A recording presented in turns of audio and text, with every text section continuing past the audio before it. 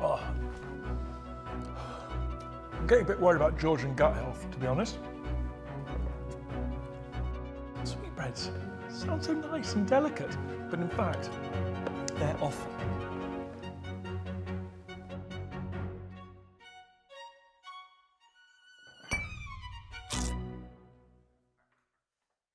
Hi, I'm the extremely eligible Dan Snow with 1,000 a year to my name, and tonight I'm a guest at a Georgian dinner party. The Georgian era was a period in British history from 1714 to 1837, named after the four Hanoverian kings, George I, George II, George III, and George IV. It was a time of great change for the nation, and it saw Britain establish itself as an international power at the centre of an expanding empire. This expansion, combined with the impact of the Industrial Revolution, led to an increase in wealth and the creation of a middle class, keen to show off just how much money they had. And a good way for them to do this was by hosting parties and serving luxury goods and food items, ideally from British territory around the world.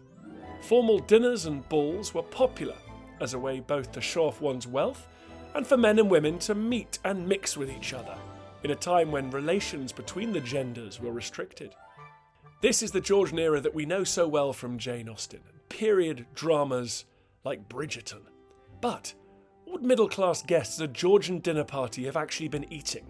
Let's find out. There's a variety of cold cuts and meat pies, plus a sumptuous platter of white soup, a staple of the period. There's a delightful bowl of sweetbreads, or as you and I would call them, offal. And to finish, a bite of juicy pineapple fresh from the tropics. A Georgian dinner party was quite a do. The tables would have been groaning with food, several courses and different dishes in each course.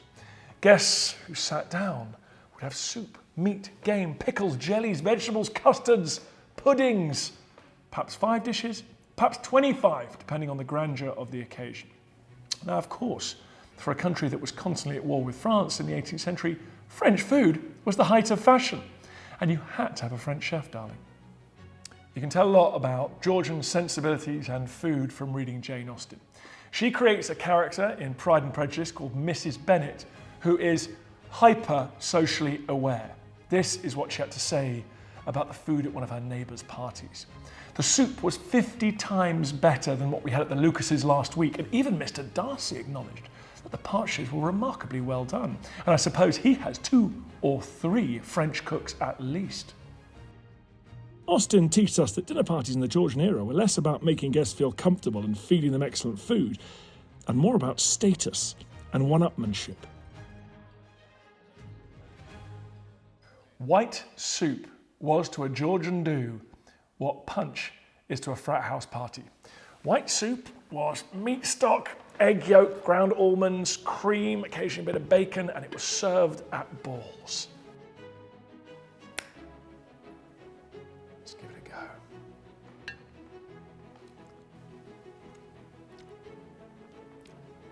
a go. Gamey. It's gamey soup, if you can believe that. It fortifies you though. You could tell you'd be ready for a whole night on the dance floor after that. Jane Austen says that white soup was so important that a ball was virtually impossible without it. One of her characters planning a party says, "As for the ball, it's quite a settled thing. And as soon as Nichols has made enough white soup, I shall send round my cards." No white soup, no party. Here we go. Oh, big bit of chicken.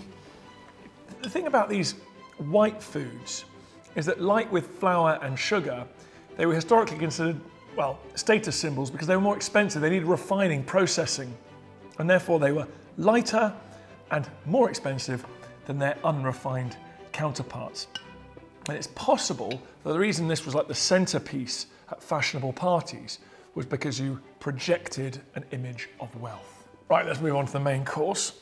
As you can see, it involved a lot of meat. You had pies, you had hams, you had breasts of duck, poultry. Let's check this pie out here. What have we got here? Venison.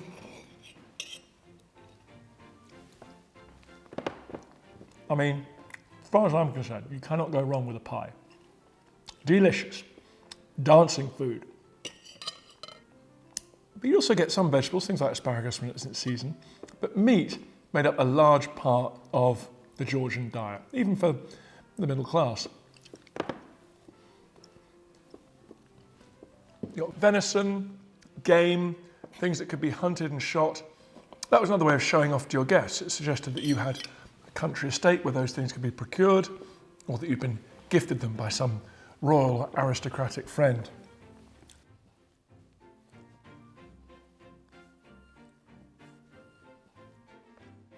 I'm getting a bit worried about Georgian gut health, to be honest, but fun place to visit.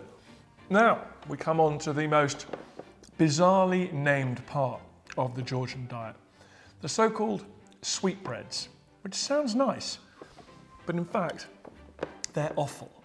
They're glands. They're drawn from the stomach.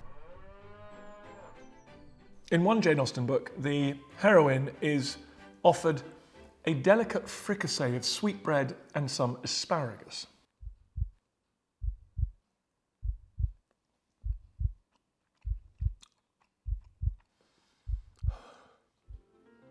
It looks like chicken. It kind of feels a bit like chicken, but it tastes like lard or kidney or something frankly pretty disgusting. I think there's something strangely poetic about Jane Austen's characters standing around having polite conversations whilst munching on testicles and ovaries. Don't know how polite I'd be if I was eating that the whole time. So from 1815 or so onwards, you start to see a change in the way the Georgians had their dinner parties, particularly in London, which was the leader of fashion and a more formal place.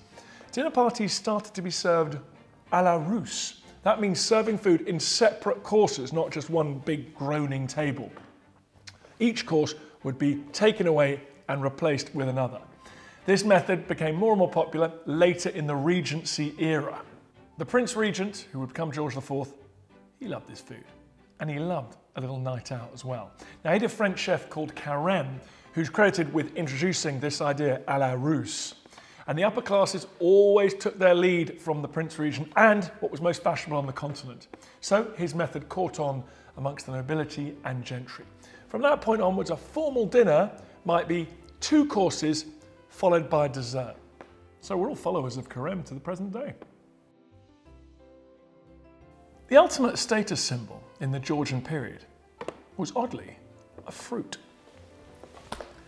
Pineapples could only be grown in the warm tropical weather. But aristocrats here in chilly old northern Britain decided that they wanted to show off just how much money they had, the staff, the facilities, to actually try and grow these at home. If you could have a dinner party where you served homegrown pineapples, it meant you were a wealthy guy. In 1764, the Gentleman's Magazine estimated that it cost £150 to build a hothouse, to cover the running costs, to buy the initial plant stock, and all this expense, of course, was not guaranteed to give any return. Now, if you stick that through the Bank of England's inflation calculator, that's roughly equivalent today to £22,000 in order to grow some of these. Pineapples were hot property. Maids who transported them from one house to another could be accosted by thieves. In 1807, there were several court cases for pineapple theft at the Old Bailey in London. The most notorious was Mr. Godding, who was sentenced to 7 years transportation to Australia for stealing 7 pineapples. I'll spare a thought here for the aspiring middle classes who want to get ahead, but they can't get their mitts on any pineapples, they can't afford to grow them. Well, as so often with capitalism, the market responded. Canny businessmen opened up pineapple rental shops across Britain. Companies of all different kinds cashed on the fruit's popularity. You see them engraved and carved into buildings, and the market for pineapple-themed goods exploded. Porcelain makers like Wedgwood produced pineapple-shaped, well, everything really. And the beauty of all these more durable pineapples is while the fruit rotted away, the statues and carvings would always remain to remind guests in perpetuity of just how wealthy you were.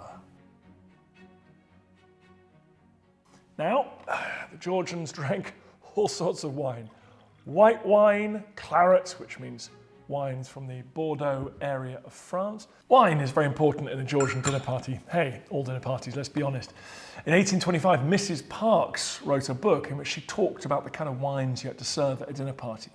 She said, the decanted wines placed on the table during dinner are white wines, either Madeira, sherry or Bucellas. Those circulated after dinner are port, Madeira and Claret. She went on to say that Claret is generally contained in a decanter with a handle and of a peculiar form. It's quite a formal setup. And it wasn't just the wine that was formal. There were even rules about who you could talk to and when. You had to have conversation only with the person on your right or your left, and therefore where the hostess sat her guests was crucial. Now there were some informal dinners, a bit less rigid. You could talk across the table at those, really let your hair down. And you only drank wine with someone else. You didn't just sit there glugging it by yourself. Never clink glasses though. A lady or a gentleman would raise a glass to you and you would drink in return. A drink with you, sir.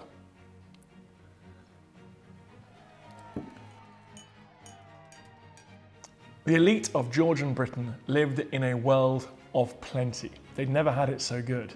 Certainly not true for many other people in the world at the time. And that spirit of excess was embodied in the king, King George IV, who when he died was enormously fat and weighed 24 stone.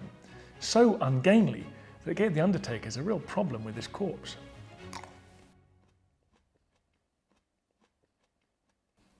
Thanks for dining with me, folks. If that video has whet your appetite, there are more delicious courses available. Simply click on any of the videos on this screen for more delicious content.